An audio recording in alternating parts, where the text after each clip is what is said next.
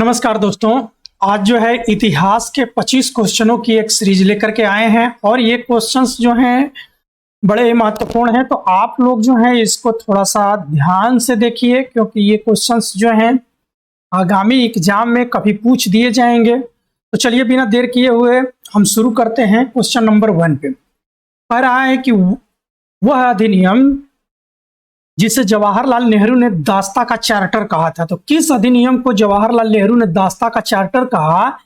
Option A 1935 का अधिनियम, option B 1919 का अधिनियम, ऑप्शन सी 1942 का अधिनियम, ऑप्शन डी 1909 का अधिनियम। तो देखिए 1935 के अधिनियम को जवाहरलाल नेहरू ने दास्ता का चार्टर कहा था। इसको ध्यान से देख लीजिएगा।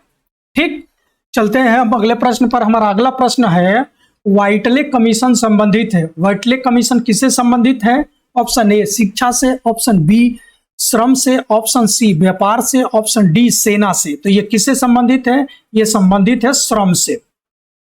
ठीक, चलते हैं हम अगले प्रश्न पर। हमारा अगला प्रश्न है कि वह गवर्नर जनरल जिसने अदालतों में क्षेत्रीय भाषाओं को शुरू करवाया था, तो वो कौन सा गवर्नर जनरल था जिसने अदालतों में क्षेत्रीय भाषा में जो है बहस करने के लिए अनुमति दिया था? तो option A Warren Hastings, option B Lord William Bentinck, option C Lord Ripon, option D Lord Curzon. तो देखिए ये लॉर्ड विलियम बेंटिक है जिसने कि ये आदेश दिया था। ठीक, अगला प्रश्न है कि दादा भाई नौरोजी किस स्थान से ब्रिटिश संसद के लिए चुने गए थे? Option A Fishberry, option B Liverpool, option C Manchester, option D London. तो देखिए ये फिशबेरी से जो है ब्रिटिश संसद के लिए चुने गए थे दादा भाई नौरोजी। चलते हैं हम अगले प्रश्न पर कि 1873 में महाराष्ट्र में स्थापित सत्यशोधक समाज का उद्देश्य क्या था? ऑप्शन ए ब्राह्मणवाद का विरोध करना, ऑप्शन बी निम्न जातियों को शिक्षित कर उनका उत्थान करना, ऑप्शन सी ए और बी दोनों सही, ऑप्शन डी इनमें से कोई नहीं। तो देखिए इसका जो मूल उद्देश्य था सत्यशोधक समाज का, इसका क्या था कि ब्राह्मणवाद का विरोध करना, निम्न जातियों का उत्थान करना, यानी ये दोनों सही है। ठीक, चलते हैं हम अगले प्रश्न पर।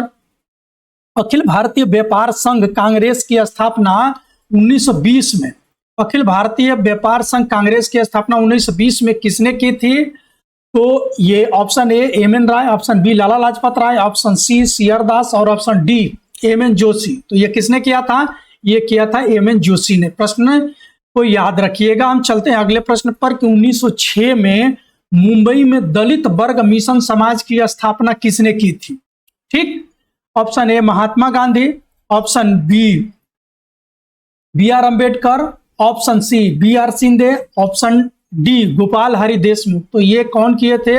ये किए थे बी आर शिंदे। ठीक, हम चलते हैं अगले प्रश्न पर। अगला प्रश्न ये है कि शेरे पंजाब किसको कहा जाता है?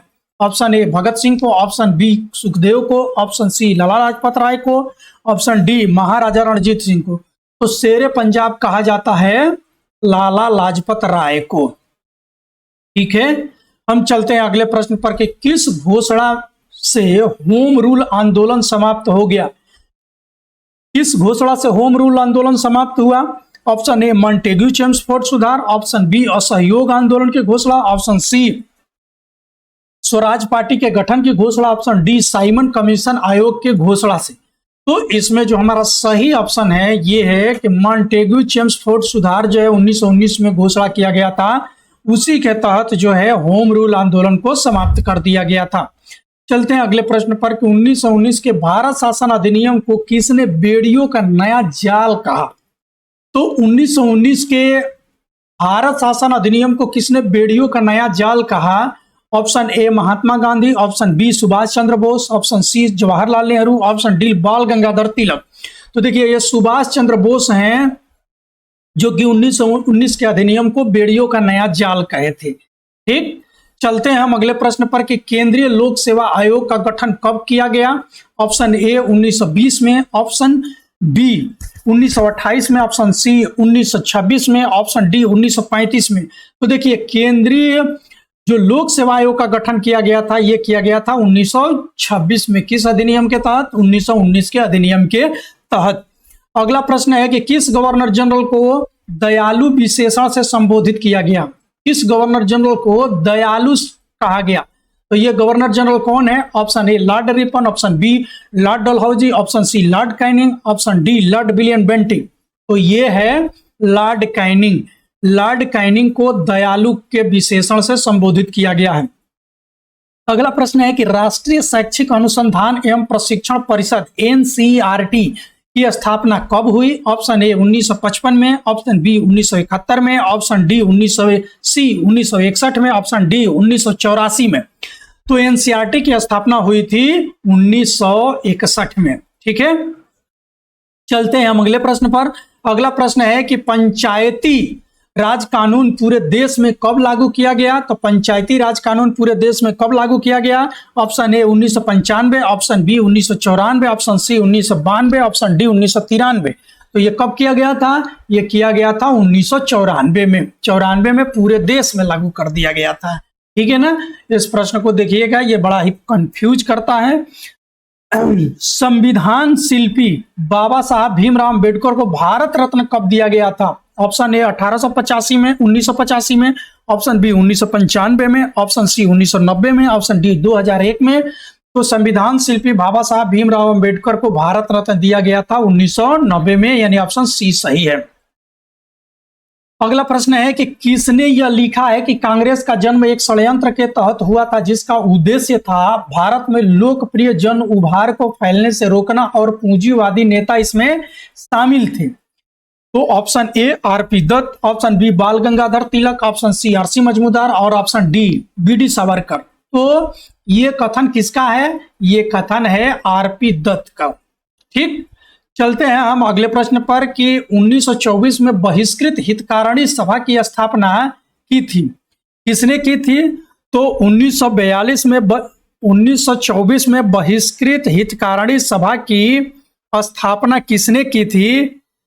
Option A Mahatma Gandhi, option B R Ambedkar, option C Jyotiba Phule, option D Jawaharlal Nehru. तो ये किसने किया था? ये किए थे बी आर अम्बेडकर। ठीक है ना, बहिष्कृत हितकारिणी महासभा की स्थापना जो किए थे ये किए थे बी आर अम्बेडकर। ठीक, चलते हैं हम अगले प्रश्न पर। अगला प्रश्न है nation in the making. Nation in the making पुस्तक के लेखक कौन है? Option A Lala Lajpat Rai, option B Surendranath Banerjee, option C RP Dutt, option D RC Majumdar. तो नेशन इन द मेकिंग पुस्तक के लेखक कौन है? ये है सुरेंद्रनाथ बनर्जी। ठीक, चलते हैं हम अगले प्रश्न पर। नटाल इंडिया कांग्रेस की स्थापना किसने की? Option A Mahatma Gandhi, option B Nelson Mandela, option C Behram ji Malabari और ऑप्शन डी दादा भाई नौरोजी। तो नटाल इंडिया कांग्रेस की स्थापना किए थे महात्मा गांधी साउथ अफ्रीका में। ठीक, चलते हैं हम अगले प्रश्न पर। अगला प्रश्न हमारा यह है कि चंपारण सत्याग्रह का विरोध किसने किया था? Option A JB Kripalani, option B Mazharul Haq, option C Rajendra Prasad, option D Arora Asaf Ali. तो चंपारण सत्याग्रह का विरोध किए थे मजरूल हक। ठीक, हम चलते हैं अगले प्रश्न पर। हमें आजादी के लिए लड़ना होगा क्योंकि आजादी आसमान से नहीं गिरेगी, यह कथन किसका है? ये कथन जो है किसका है? Option A Bhagat Singh, option B Chandrashekhar Azad, option C Mahatma Gandhi और ऑप्शन डी जवाहरलाल नेहरू। तो देखिए ये कथन है महात्मा गांधी का। महात्मा गांधी जो हैं ये कहे थे कि आजादी के लिए हमको लड़ना पड़ेगा क्योंकि आजादी आसमान से नहीं गिरेगी या नहीं टपकेगी। ठीक है ना, हम चलते हैं अगले प्रश्न पर। चलते हैं अगले प्रश्न पर कि पलासी के युद्ध के बाद भारत के किस शाश्वत काली रात का आरंभ हुआ? यह कथन किस बंगाली कवि का है? प्लासी के युद्ध के बाद भारत के लिए शाश्वत काली रात का, यानी प्लासी के बाद ही भारत के पराजय की जो दास्ता है वो लिख दी गई। तो इसी के बारे में किस कवि ने कहा है? ये option A Rabindranath Tagore, option B Abanindranath Tagore, option C नवीन चंद्र सेन और ऑप्शन डी बंकिम चंद्र चटर्जी। तो देखिए प्लासी के युद्ध के बाद भारत के लिए शाश्वत काली रात का आरंभ हुआ, यह कथन है नवीन चंद्र सेन का। किसका है? नवीन चंद्र सेन का है। हम चलते हैं अगले प्रश्न पर। हमारा अगला प्रश्न है कि भवानी मंदिर पुस्तक किसकी रचना है? भवानी मंदिर पुस्तक किसकी रचना है? इसमें दिया गया है कि Rabindranath Tagore, option B Bankim Chandra Chatterjee, option C Arvind Ghosh और ऑप्शन डी CR दास। तो भवानी मंदिर पुस्तक जो है ये किसकी रचना है? ये रचना है अरविंद घोष की। ठीक है ना। हम चलते हैं अगले प्रश्न पर कि आधुनिक क्रांतिकारी राष्ट्रवाद का जनक किसे कहा जाता है? आधुनिक क्रांतिकारी राष्ट्रवाद का जनक किसे कहा जाता है? Option A Vinayak Damodar Savarkar, option B Bhupendra Dutt, option C Narendra Kumar Ghosh और ऑप्शन डी वसुदेव बलवंत फकड़े। तो ये किसको कहा गया है? ये कहा गया है वसुदेव बलवंत फकड़े को। ठीक, चलते हैं हम अगले प्रश्न पर। हमारा अगला प्रश्न है कि खुदीराम बोस एवं प्रफुल्ल चाकी का संबंध किस घटना से है? ऑप्शन ए नासिक षड्यंत्र केस से, नासिक षड्यंत्र ये है केस या कांड। ठीक है। दूसरा मुजफ्फरपुर कांड, तीसरा दिल्ली कांड, चौथा काकोरी कांड। तो खुदीराम बोस एवं प्रफुल्ल चाकी का जो संबंध है ये किससे है? ये मुजफ्फरपुर कांड से संबंधित है। इसी में खुदीराम बोस को फांसी दी गई। ये भारत के सबसे कम उम्र के फांसी देने वाले स्वतंत्रता सेनानियों में से हैं। ये भारत के सबसे कम उम्र के स्वतंत्रता सेनानी हैं जिनको पहली बार फांसी दी गई थी। ठीक। और प्रफुल्ल चाकी जो है इस केस के कारण जो है डर के कारण ये आत्महत्या कर लिए थे। अगला प्रश्न है कि नरेंद्र गोसाई का संबंध किस घटना से है? नरेंद्र गोसाई का संबंध किस घटना से है? मुजफ्फरपुर षड्यंत्र केस से, मेरठ षड्यंत्र केस से, दिल्ली षड्यंत्र केस से, इलाहाबाद षड्यंत्र केस से। तो किससे है? तो नरेंद्र गोसाई का संबंध है दिल्ली षड्यंत्र केस से। ठीक है। तो इस प्रकार से ये 25 क्वेश्चंस जो हैं कंप्लीट हुए।